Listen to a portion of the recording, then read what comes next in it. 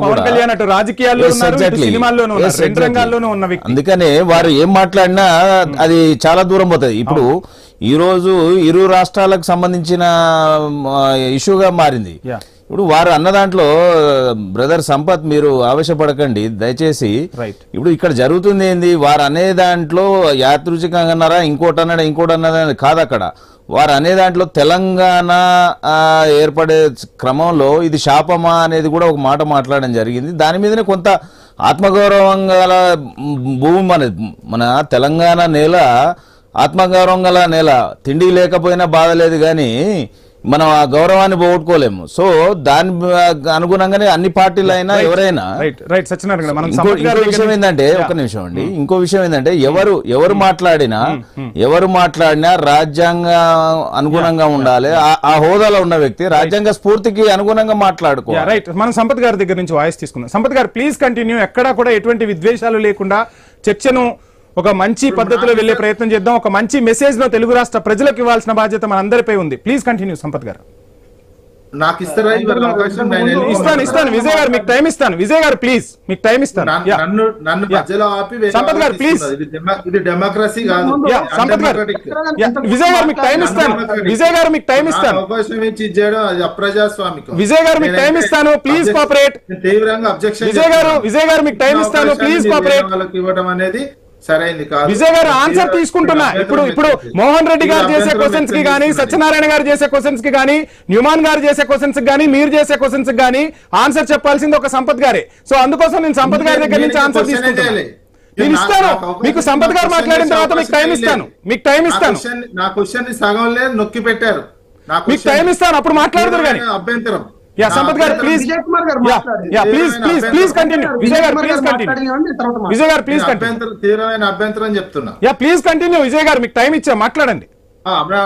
మధ్యలో రావద్దు. వాళ్ళు జనసేన వాళ్ళు మధ్యలో రావద్దు. మీరు ఎక్కడా కూడా విద్వేషపూరిత మాటలు మాట్లాడకూడదని విజ్ఞప్తి చేస్తున్నారు. రైట్. పార్లమెంటరీ ఏందో నాకు తెలుసు. నువ్వుకేదాన్ని ఉంటే నువ్వు తర్వాత మాట్లాడుకో. పార్లమెంటరీ ప్లీజ్ విజయ్ గారు కాంట్రవర్సీ క్రియేట్ చేయొద్దు ప్లీజ్, విజ్ఞప్తి చేస్తున్నాం.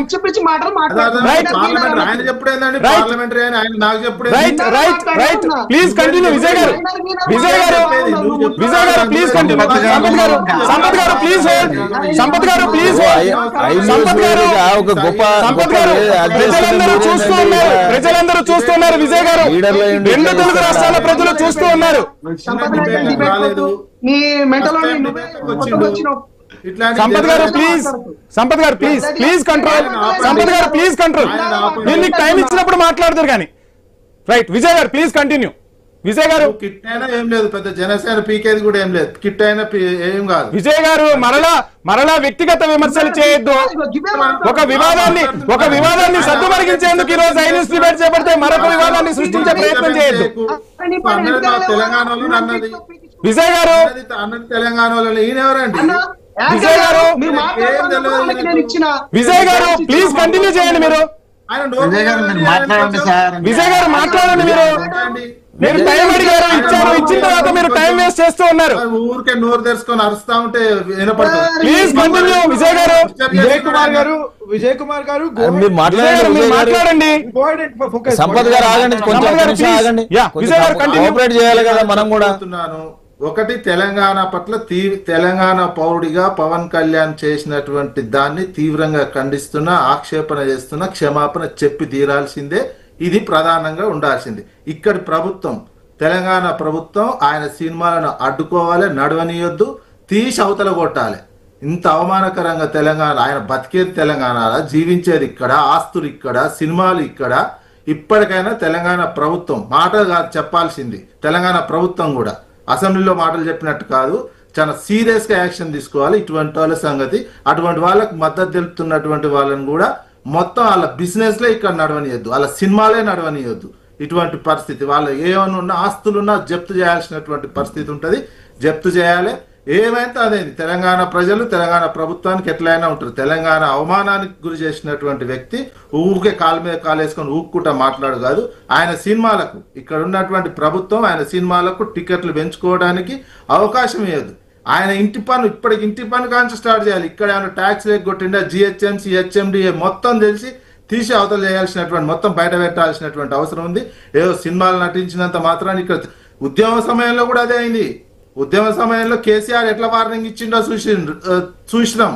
ఉద్యమ సమయంలో ఆయనకు వార్నింగ్ అయింది, చాలా వార్నింగ్ అయింది. ఏదో తర్వాత శాల్వాలు కప్పుకొని ఉపన్యాసాలు ఇచ్చి ఏదో చేయపోయిండు, తీసి అవతలకు వచ్చినటువంటి సిచ్యువేషన్ ఏదో ఉన్నటువంటిది. తెలంగాణను అవమానించినటువంటి వ్యక్తి క్షమాపణ ఉన్నట్టు కాంగ్రెస్ వాళ్ళని కూడా విమర్శించేది ఉండే. కాంగ్రెస్ వాళ్ళకి మీరు కాంగ్రెస్ వాళ్ళు మాట్లాడుతున్నారు కదా ఇప్పుడు మంత్రుల కానించి ఈ క్షణం నుంచి మీరు ఇప్పటికైనా కాంగ్రెస్ ప్రభుత్వం ఇక్కడ ఉన్న తెలంగాణ ప్రభుత్వం తెలంగాణ ప్రజల ఆత్మగౌరవాన్ని కాపాడే విధంగా బల్మూరు వెంకట చెప్పింది నిజమే, కరెక్ట్, క్షమాపణ చెప్పాలి. ఇట్లాంటి తన్ని తరమేదాకా ప్రభుత్వం మాత్రం ఊరుకోవద్దు, వాళ్ళ బిజినెస్ నడవద్దు, వాళ్ళ సినిమాలు నడవద్దు. పిచ్చి పిచ్చి అభిమానులు ఉన్నటువంటి వాళ్ళ సంగతి కూడా చూడాల్సినటువంటి అవసరం తెలంగాణ సమాజం. ఎందుకంటే అక్కడి నుంచి వచ్చి పెత్తనం మనమే చేస్తున్నారండి ఇప్పటికి కూడా. ఏంది మాట్లాడేది అప్రజాస్వామికంగా మాట్లాడుతూ ఇష్టం ఉన్నట్టు మాట్లాడుతూ ఏం పవన్ కళ్యాణ్ ఏమన్నాదా తెలంగాణ మీద పెత్తనం ఏంది? బతికేది ఇక్కడ, ఇదంతా ఇక్కడ పెట్టుకొని తెలంగాణ సహించాల్సినటువంటి అవసరం లేదు.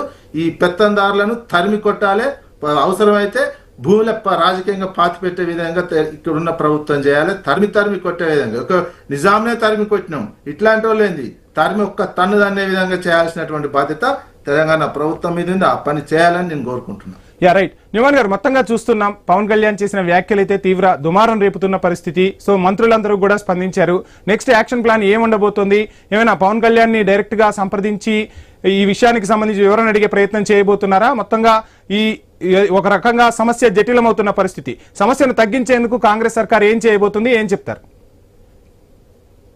100% అండి. ఎసెన్షియల్లీ సినిమాటోగ్రఫీ మినిస్టర్ గా ఉన్నటువంటి కోమటిరెడ్డి వెంకటరెడ్డి గారు ఓపెన్ గా క్లియర్ గా ప్రెస్ ముఖంగా వాళ్ళకి సమాచారం అందే విధంగా నోటీస్ ఇచ్చినారు, స్టేట్మెంట్ ఇచ్చినారు. ఏమని చెప్పేసి మీరు ఏదైతే స్టేట్మెంట్స్ ఇచ్చారో దాన్ని ఉపసంహరించుకోండి, ఒక అపాలజీ చెప్పండి అని చెప్పేసి దీంతో సమాప్తం పలకవలసిందిగా